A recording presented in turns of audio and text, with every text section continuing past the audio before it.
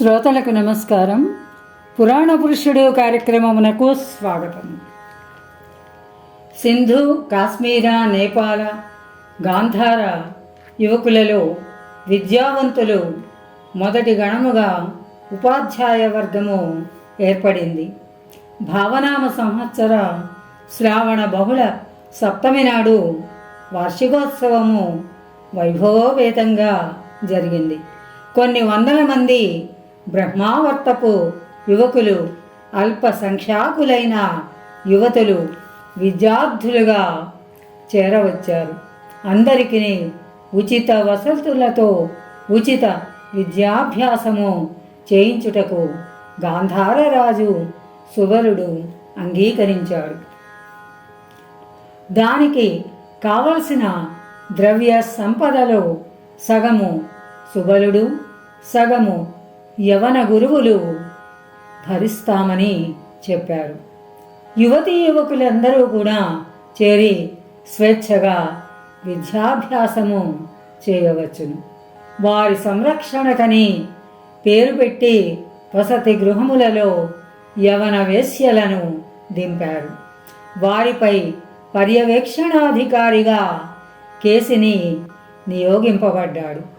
వార్షికోత్సవ సందర్భముగా సుబలుడు సదస్సు నిర్వహించాడు. అందలి విద్యా ప్రణాళికను గూర్చి శకుని ఉపన్యసించాడు. రక్తశర్మ తన అపూర్వ గ్రంథమైన వేద పద కోశము నుండి సభలో కొన్ని పంక్తులను ఇలా చదివాడు. వేద గ్రంథమందలి నాగరికత యవన దేశము నుండి మన భూమిని వరించింది. వేదమను పదము సంస్కృత భాషకు సంబంధించినది కాదు. వాస్తవమునకు సంస్కృతము ఈ దేశ భాష కాదు. వేదమునందు ఆర్యులు, దస్యులు అను పదములు ఉన్నాయి. అందు ఆర్యులనగా పూజ్యులైన యవనులు అని అర్థము.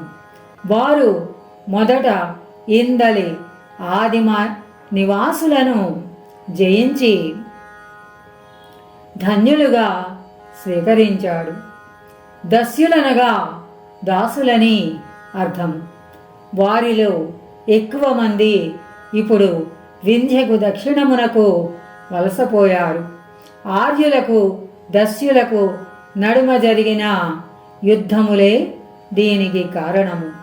ఆ యుద్ధములే దేవదానవ యుద్ధములుగా వేదాలలో కూడా వర్ణింపబడినవి.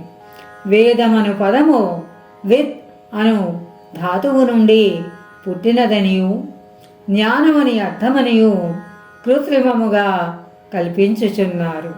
విత్ అను ధాతువునకు దస్యుల భాషలో నాటుట, మొలకెత్తుట అని అర్థం. జ్ఞానము మొలకెత్తుట అను అర్థమున ఈ పదము దస్యులచే ప్రయోగింపబడింది. ఆర్యులచే వేద భాషలోనికి సంగ్రహింపబడింది. ఇట్టి విజ్ఞాన రహస్యమున మీరు నేర్చుకొనవలసినవెన్నో ఉన్నాయి. మీరందరి విద్యాపీఠమున చేరి వేదాది గ్రంథముల పరిశోధనము చక్కగా చేసి సత్యమును నిరూపింపవలెను. దాని కొరకే సమస్త సౌకర్యములతో ఈ మహావిద్యాలయము స్థాపించబడింది. ఇంతకన్నా లోక శ్రేయోదాయకమైన అవకాశము లభింపదు. ఈ వాక్యములు నేను రచించిన వేదపద కోశమునకు ఉపోద్ఘాతములోనివి. పరిశోధకులకు ఈ గ్రంథము కల్పవృక్షము వంటిది.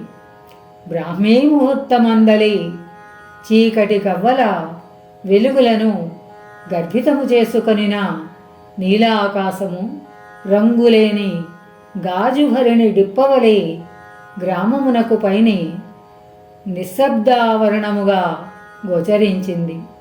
సూర్యోదయమునకింకను 4 గడియల కాలము ఉన్నదనగా నీలాకాశము కొంచెము కొంచెముగా ఉన్మీలితమగుతోంది.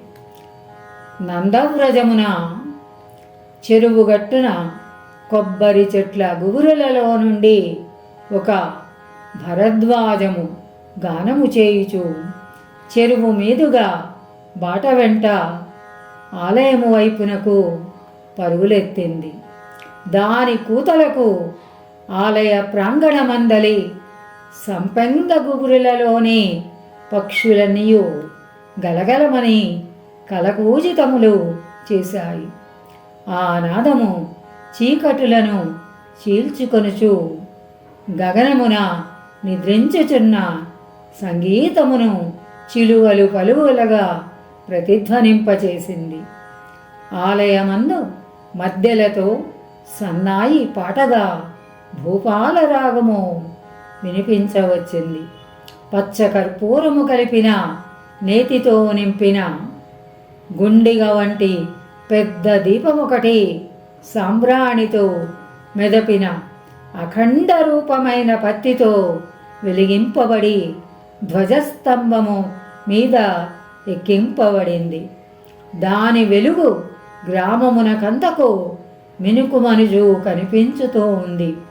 స్త్రీలు, పురుషులు, బాలబాలికలు చెరువులో స్నానము చేసి ఉదికిన పరిధానములను ధరించి కంచుతాళములు మ్రోగించుచు భక్తి గీతములు ఆలపించుచు ఆలయము వైపునకు మందగమనములతో నడిచారు.